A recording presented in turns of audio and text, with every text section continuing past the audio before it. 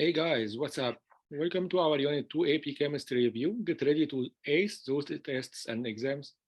We will go over everything you need to know about the gases, the intermolecular forces. We'll break it down into small bite size and we will try to keep it fun and easy to understand and fast. So sit back, grab your notebooks, and let's dive in. So the first thing that we are going to start with is the general types of the chemical bonds. The simple ones are the ionic bonds and the covalent bonds. How can I recognize the difference between them easily? The ionic bond, there is two atoms. One is a metal and one is a non-metal. The metal is losing an electron to form a positive ion or a cation, and the non-metal will gain the same electron lost by the metal, and it will change into a negative ion or an ion. This one will have more protons than the electrons now, that's why it's positive, and this one will have more electrons than the protons, that's why it will be positive. So there is a gain and loss of electrons here. Once they are becoming positive and negative, there will be electrostatic forces of attraction to attract them together. This is what's known as the ionic bond. An example is the Na and Cl. The Na, or usually atoms from the group 1 or group 2, will lose the electrons, so it will become Na plus, that's a positive cation, and Cl will gain the same electron lost by the sodium, so it will become Cl minus. Then the attraction happens between the negative Cl minus ion and the positive Na plus ion. Now, what about the covalent bond? Here, instead of having losing and gaining electrons, I will be having sharing electrons. So two atoms share the electrons between each other, and usually both of them is non-metal. So if you have two atoms that are non-metals, this means that you are having a covalent bond, yes. And then the orbitals will be overlapping. For example, if I'm making a molecule of water, H2O, this molecule will happen by sharing of electrons between the oxygen atom and the hydrogen atoms, and we'll know how to do this exactly. We will also get to know why bonding is happening. Bonding is happening between two different atoms to minimize the potential energy between them. So I imagine that I have two hydrogen atoms. I need to make a bond between them.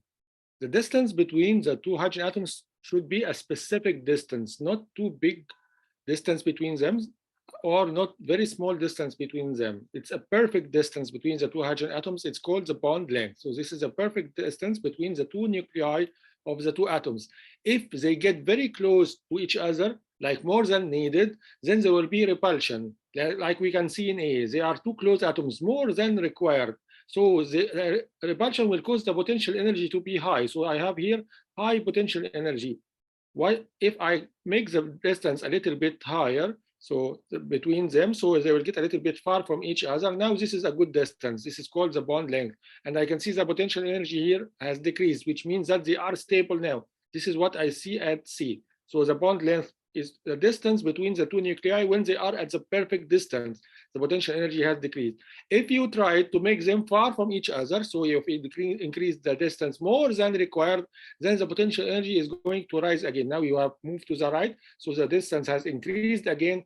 Now the distance again between them will be more than needed. There will be this time less attraction, so the attraction will be less attraction, so the potential energy is going to increase again. So the distance should be a perfect distance, not too much, otherwise the potential energy increases, and not too small distance, otherwise the repulsion will happen and then there will be more potential energy.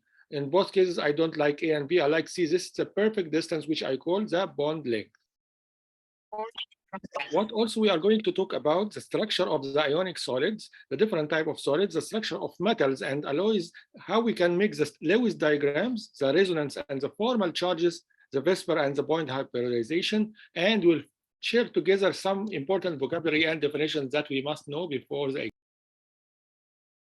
A very important thing that we need to know is the bonding between the atoms happens with core electrons? No, it happens only with the valence electrons. What are the valence electrons? In each atom, there are different layers or shells of electrons.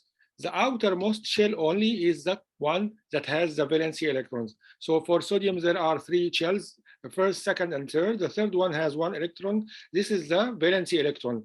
The other electrons, which are not in the first or the outermost shell, are the inner ones, and they contain what's known as the core electrons. Okay, what will be used in the bonding? Is it the core or the valency? The valency electrons. One more thing also we need to know is that the elements which are in the same group will always have the same valency electrons. For all the elements in group 1, for example, will have one valency electron. For group 2, they will have two valency electrons, and so on. Okay, what about electronegativity? As we discussed in the unit 1, electronegativity is one of the 5 most important trends that we need to know. It is the measure of the atom's ability to attract electrons in a bond. So if I have 2 atoms which are together in the covalent bond, both of them are attracting and sharing the electrons between each other. But which one will be able to attract the electron more to itself? Where the electron is going to spend more time in this atom or this atom? The ability to attract it more, it's what's called as electronegativity. So if the atom has higher ability to attract electrons to itself, it will be known as high electronegativity atom, and the vice versa. So the values of the electronegativity will increase if you move from the left to the right in the periodic table.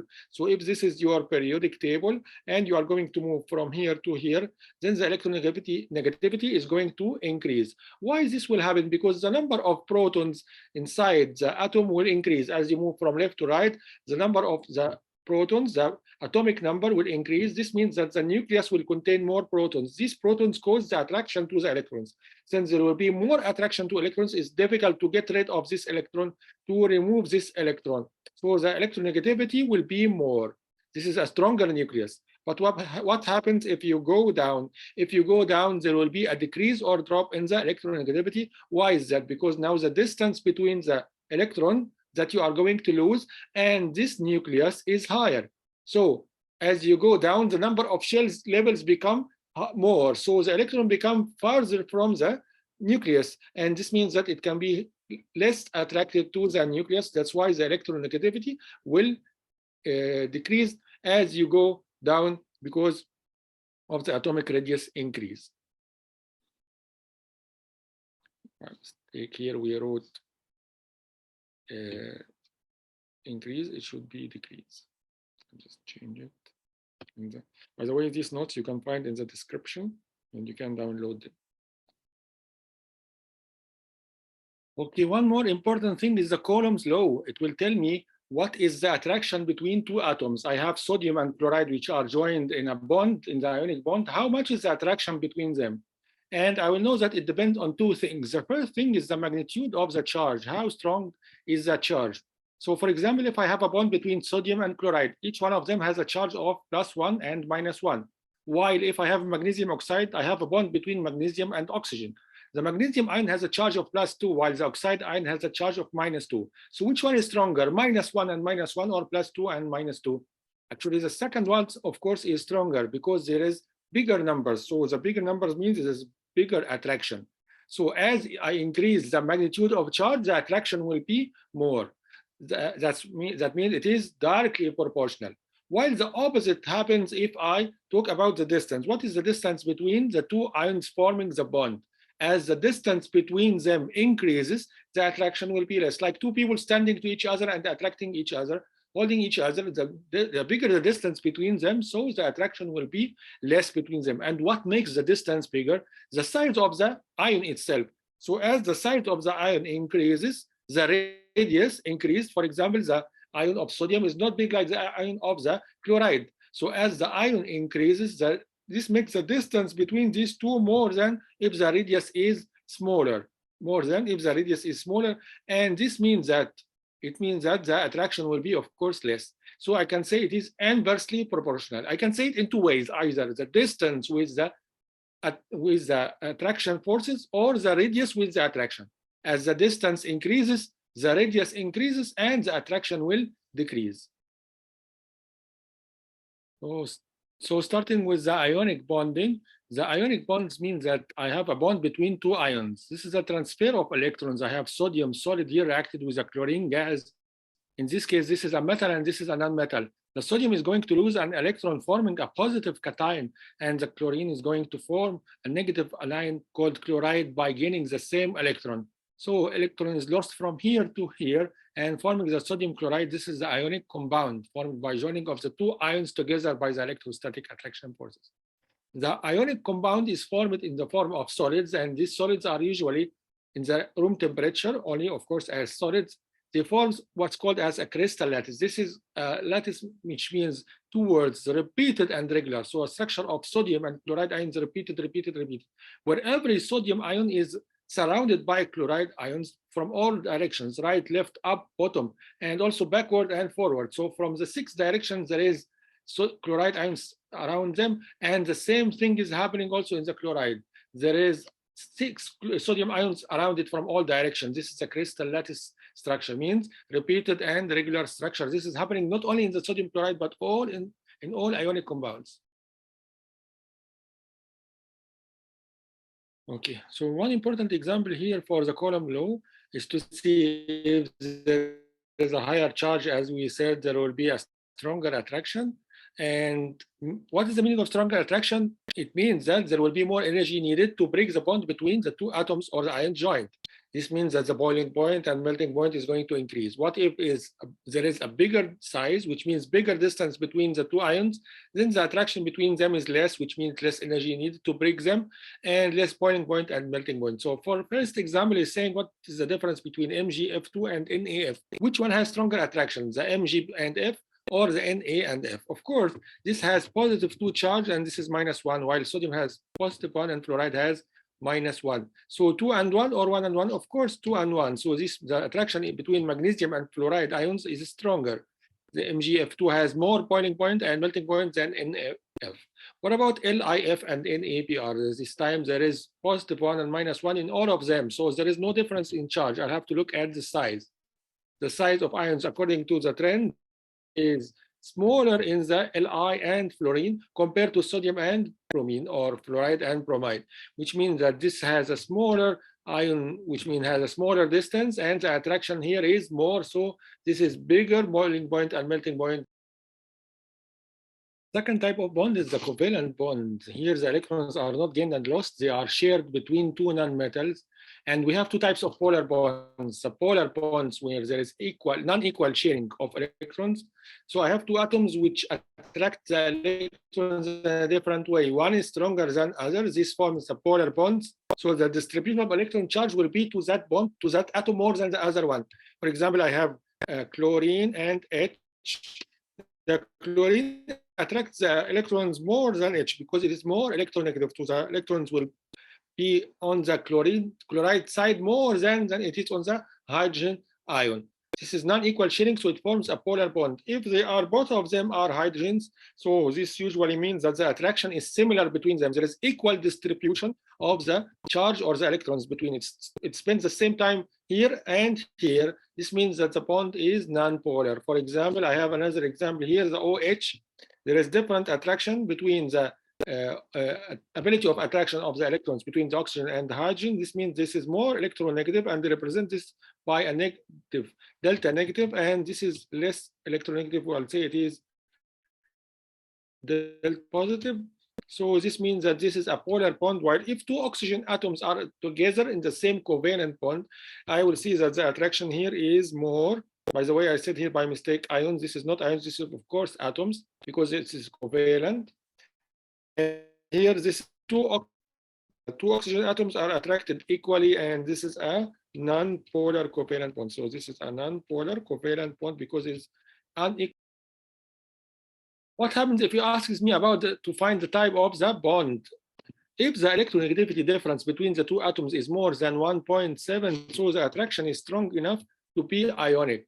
If it is, and of course it is between a metal and non-metal. If it is between two non-metal, it will be a covalent bond. It will be either polar or non-polar. If the electronegativity difference is high, so there is big difference between the atoms, it is going to be a polar covalent bond. This is the electronegativity difference between 0.4 and 1.7. If the difference is 0, they are two similar atoms like the two oxygen atoms, or if they different very small, like then it's going to anything less than 0.4, it's going to be a non-polar covalent bond. We have also to know the properties of the ionic bond. The ionic bond make ionic compounds which have high melting points. They can conduct electricity only if they are in aqueous state or in molten state, because in these two states there will be free electrons moving that will carry the charge, but in the solid state the electrons will not be moving, so it will not conduct electricity. There is only one condition in which the compound will have a high melting point, but it will not be conducting electricity. This will see it in the network solid, like in the graphite, for example. in the diamond. I mean, this is having a very high melting point, but it will not be conducting. Okay, a very fast review about the intramolecular forces and the potential energy. The intramolecular forces are forces between two atoms in the molecule. Usually people are confused between the intramolecular forces and the intermolecular forces. Inter is between two groups, so this means it's between two molecules. This molecule of oxygen and this molecule of oxygen, between them is intermolecular forces. But what is inside this molecule of oxygen, between the two atoms of the oxygen? That's the intramolecular forces. This is inside the molecule. Okay, we have already spoken about the potential energy. Explained how if the distance is very small hydrogen, then the potential energy is going to be, because there's a lot of repulsion between, if you try to separate them from each other, the distance will be a little bit better. It's called bond length, and this is the perfect distance between them. So the potential energy will be minimum, and it will be the most stable case for the hydrogen atoms. If you try to make them a little bit further, more than required from each other, then the distance is going to be very high, more than the needed bond length, and the potential energy is going to be high again. And are very far or more than needed close to each other. The perfect distance, which is the bond length, makes the perfect potential energy and the perfect stability, of course. So let's see something called the bond order. What's the bond order? The bond order is how many electrons are there and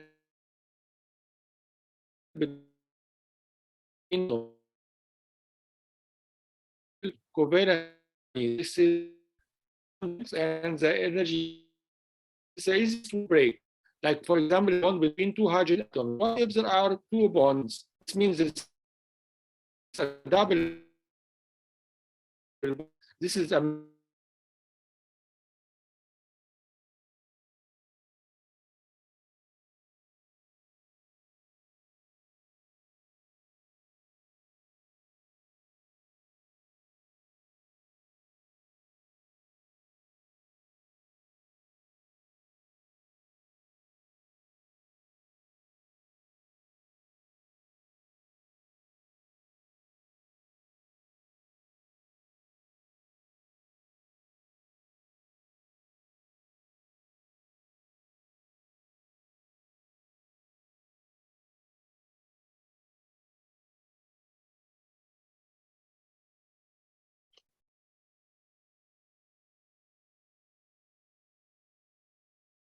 one fast review again about the structure of ionic solids and how they are made from a cation and anion, the metal and non-metal. We spoke about the crystal lattice, how the 3D form shape is formed from regular and repeated cations and anions joined together, where every cation is surrounded by the anions from every direction. That's why the attraction is very strong.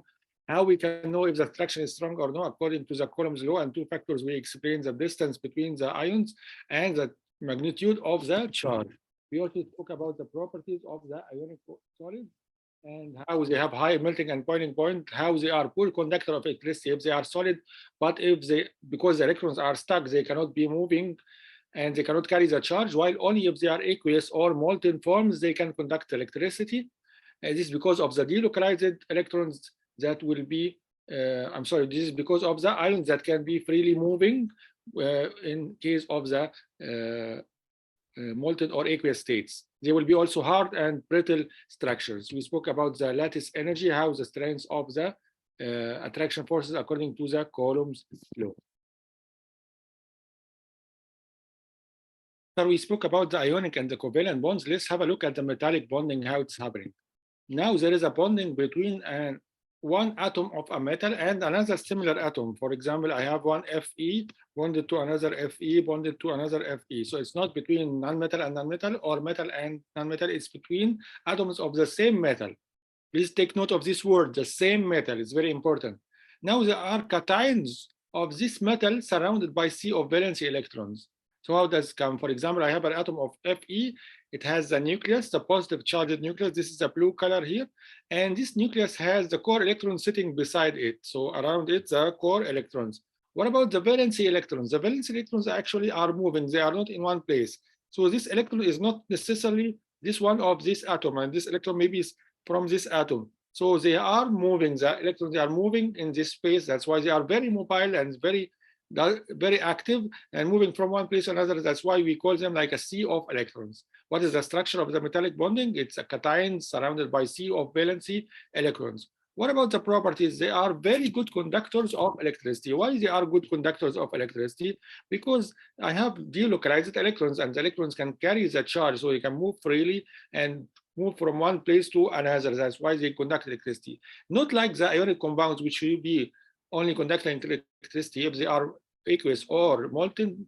Here, the case is that they can conduct electricity even if they are solids, and this is very important difference between the metals and the ionic compounds. The metals can conduct even if they are in solid states because the electrons can still move even if it's in the because this is what's carrying the electric charge, the electrons, and they can move even if it's solid or aqueous or molten.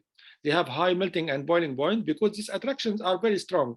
The attraction between the cations and the moving electrons is very strong. They have a lustrous or shiny appearance. Why? Because when the light comes, it will reflect from these moving electrons, so they will appear as shiny. They are malleable, which means that they can be changed its shape without breaking. If I knock on this one, I can change the shape of the metal without having them being broken down. And ductile means that I can change it into wires. I can change the shape of a copper block into wires. Why the structure is happening like that? Because if I look at the ions or the atoms, I will see that they are arranged like that. So this layer of ions of atoms of the metal can move. So this it can slide over this layer. This layer can slide over this layer like that. So because of this sliding, it allows the layers of the atoms to move over each other, making that if I hit them with a hammer, I can change their shape. I can deform their shape without being broken down, like they are not brittle like other compounds. I can try to compare the different types of solids from here because I have solids not only to be ionic or metallic, they can be different types of solids. So let's see what are the types of solids. Now, I have a solid. Any type of solid that I have might be one of 4 types of solids. I need you to memorize this table very well. Don't ever try to go to the exam without understanding and absorbing the exam.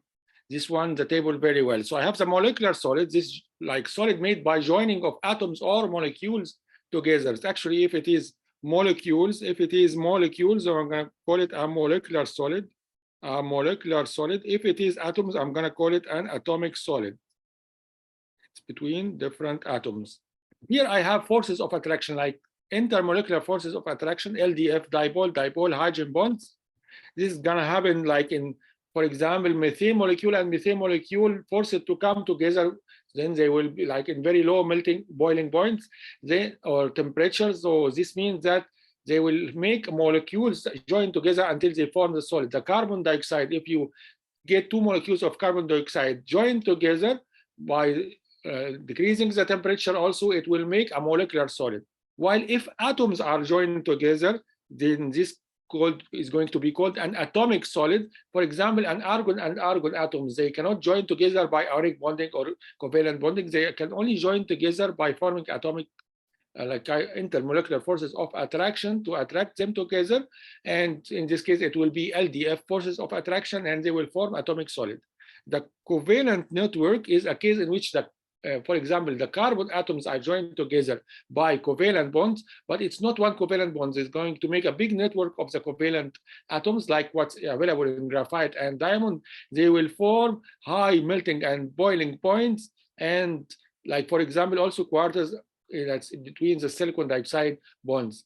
If the bonding is between different ions, like positive and negative ions, is going to be an ionic solid. Like if sodium chloride is a solid made as an ionic solid, this is going to be also hard and brittle and will have high and melting and boiling points. We didn't mention that in molecular solids that the boiling points is going, or melting points is going to be low, and they will be bad conductors. I will put all the comparison in the file.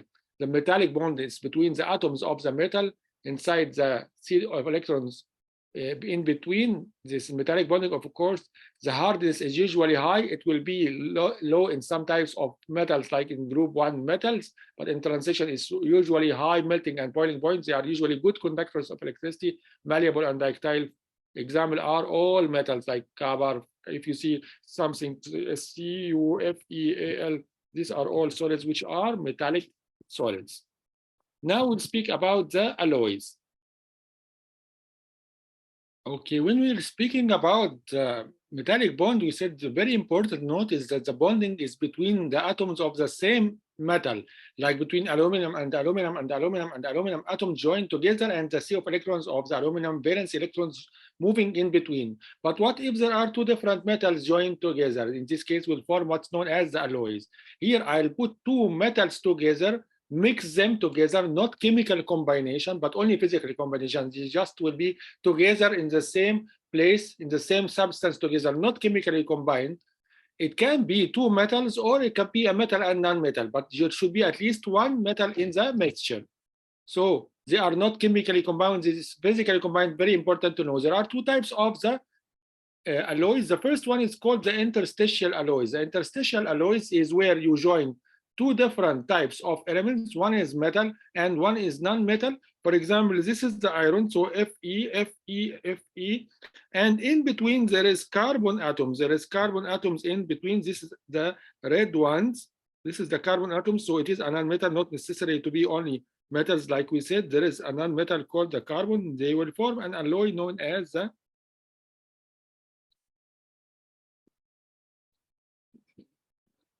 steel.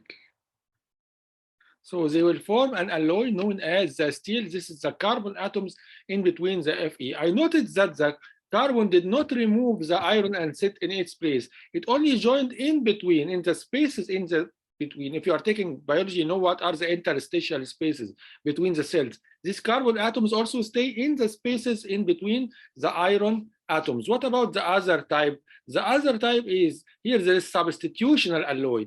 The zinc doesn't stay in the spaces between the copper atoms. In this case, the copper, one of the copper atoms is removed and the zinc stays in its place. We don't do this by our hands. This is when we mix them together at high temperatures, they will automatically do like that. So the substitutional alloy, one atom substitutes an atom of another atom, which usually have very close size. Maybe this is a similar size or a smaller size, so it can go in between. This is the substitutional alloy, but usually it is a similar size. And the example, like we said, is copper and zinc. This is the brass. What about the interstitial? The interstitial, in this case, the example is the steel alloy. This is the steel alloy where carbon atoms sit in the places between the iron. And this usually happens when the first element size is very small, so it stays in the spaces between the second iron atoms. So if we make a comparison between them, that when we have the interstitial alloy, you are adding smaller atoms. So you are adding smaller atoms, but in substitutional, you are replacing the atom with atoms with the similar size. The alloys usually are harder and stronger than the pure metal.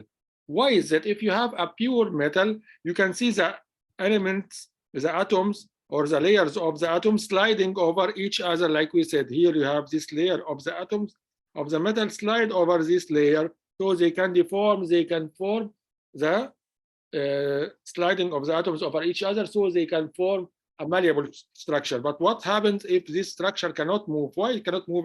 If I placed one carbon atom here in between, this layer will not be able to slide over the other layer. Like here, it will, if it tries to slide, it cannot slide. So this makes the structure more fixed and more strong. This is very important to know this point, because usually will ask about it. What is the difference in malleability of the pure metal compared to the alloys? The alloys are stronger and they are less malleable than the pure metal. That was the end of part 1 for the unit 2, and see you in the next video. We'll finish, also try to finish the part 2 as much as we can.